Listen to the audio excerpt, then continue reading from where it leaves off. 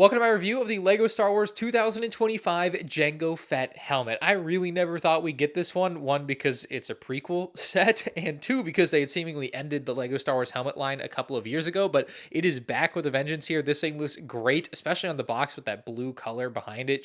This is some great 18 plus box art in my opinion. It's set number 75408 with 616 pieces, and it's got a retail price of $70. On the back of the box, you can get the idea that you can put Jango Fett's rangefinder down. You also see the dimensions of the build, as well as a couple of in-movie shots from Camino and Geonosis. Now, getting into this box, you're going to find an unfortunately large sticker sheet. I do wish all of these were printed. I'll touch more on that in a little bit. You've got numbered bags 1 through 5, as well as an instruction manual, inside of which you've got a small write-up about Jango Fett and his appearance in Star Wars, which is nice. Otherwise, just normal instructions. And that brings us to the finished build, where we'll start with the display stand. It's using the same basic design that they've been using since the introduction of the helmet line back in 2020. It's great to see that because, you know, you can throw this helmet next to the Boba Fett's helmet from 2020, and obviously the helmet designs are a little bit different, but that stand remaining the same, I mean, that's just what you want, right? Like, there's no reason they should be different, and I am trying to praise it as best I can. It's great that it's not different. Please don't change it. Another thing I really like that they do here is underneath the model, they put some studs that correspond to the color of the helmet. Obviously, in this case, a blue color. So that's just nice to see. It's just a neat Easter egg, if you'll call it that. And then we do have one printed piece in the set with the display plaque, of course, just with the character name, Jango Fett. So that's everything about the display stand and plaque.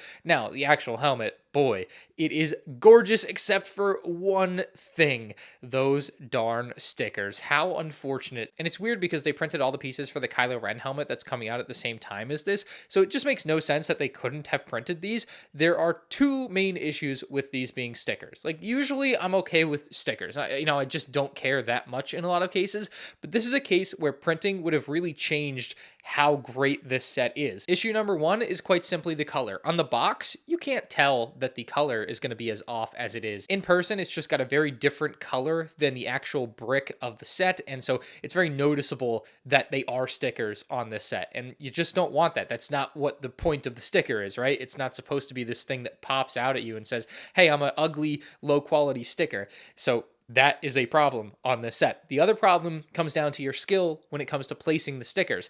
Ultimately, you are going to end up with gaps. It is unavoidable. The stickers are going to have gaps. They're smaller than the actual pieces. What you can control, though, is how straight you apply them. Because if you apply them and they're all crooked, well, then it's going to completely ruin the design that it's supposed to be mimicking. Obviously, it's already partially ruined by the color and the gaps, but depending on how good you are actually placing the stickers, you could absolutely butcher this set and just have a bunch of crooked stickers that look even worse than they already do. So it's a multi-level problem here. These absolutely should have been printed for the price, and I think I'm going to try to work on an upgrade kit for MandRshop.com. We'll see what happens. To me, that's the only reasonable gripe I could see someone having with this helmet set. Otherwise, you've got a beautiful design with great colors. Actually, there is one other thing I think I will see people complain about that I disagree with, but not using drum lacquered silver for all of the helmet. I'll show more side by side in a little bit, but they definitely use a little bit of drum lacquered silver on Mando and his Beskar armor, but I don't like it like this where it's just a little strip. I think the all gray approach, instead of like a touch of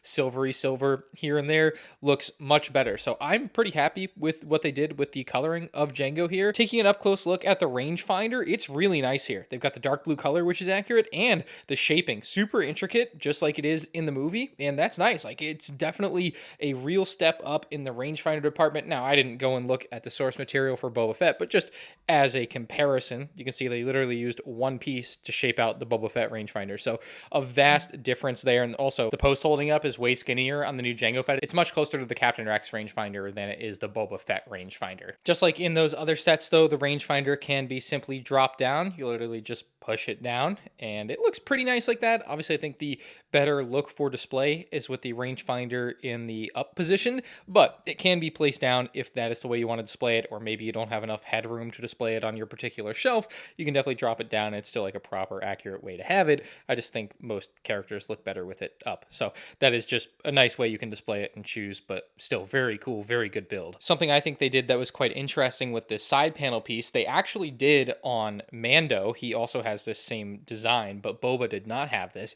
is they are not completely vertical. On the inside, they're attached with some ball joint pieces, and so they slightly jut out, and so it gives the helmet a less rigid look. Maybe a better way to say it is it looks less like a can and more like an actual helmet. It gives it a more helmety shape, and so they can end up having a little bit of wiggle to them, and maybe you see that as an issue, but you literally just push it down like that, and it still slightly has an angle. But yeah, I think it looks really cool with that slight angle. I think that definitely helps the helmet. The same exact thing can be said for this back panel on the helmet, and this is another area where I think they've made an improvement. You look at this Mando helmet, it's completely flat back there, and so adding that bit of angle just makes it feel more like an actual helmet shape, and I just feel like that's something everyone should be able to appreciate. It's otherwise a very similar design. You can see literally probably the same pieces, just in different colors, and yeah, it just ends up making it shape a little bit better because of that angle, again, just built in with some ball joints there. So great job by the Lego designers finding a small way to upgrade this Mando helmet over the most recent Mando helmet. One more thing before we look at his face, the top of the helmet, it's well rounded. They did a good job. I like that they keep the all studded look. I think that looks good here.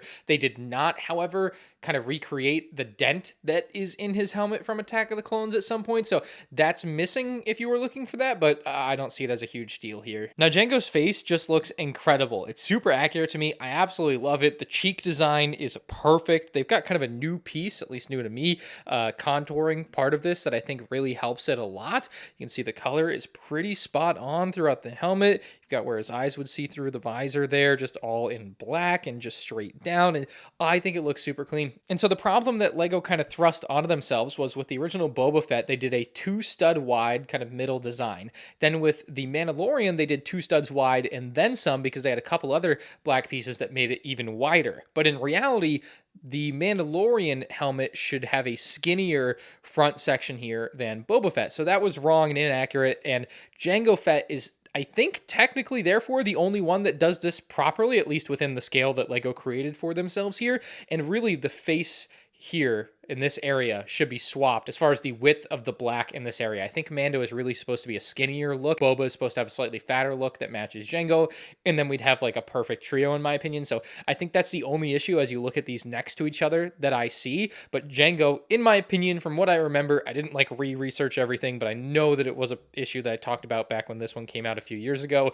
I think Jango is the one that does it properly here. So assuming that's the case, that's a dang good thing because I wanted Jango to be good, and I'm glad that he is. Other than the stickers, oh my god, why did they have to do that? This set was very close to being what I consider the best Lego Star Wars helmet set of all time, and I say that because I recently ranked Boba Fett as #1 in my worst to first video of all Lego Star Wars helmet sets. So therefore, with what we have here, essentially a 5-year newer version of Boba Fett's helmet and a color scheme that I think just looks cleaner, you think it would be better, but they had to go and throw on some ugly stickers because they're too cheap to print it, and they're also too cheap to just fix the gray color on their printer. I don't know why this has been such a problem for so long, but it's ruining sets that could have been all-time #1 in their category like this helmet set, and it just sucks. It's still a very cool set. I really, really like it. I want to tell you that it's the best thing since sliced bread, but it's not because Lego is too cheap to make prints or fix their printer for their stickers. I'm going to crash out.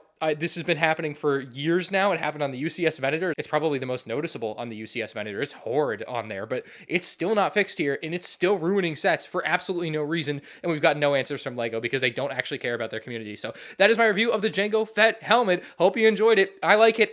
The stickers, they do look bad. Let me know your thoughts in the comment section below, and you can check out more Lego Star Wars 2025 set reviews, where I probably won't crash out on the end screen now.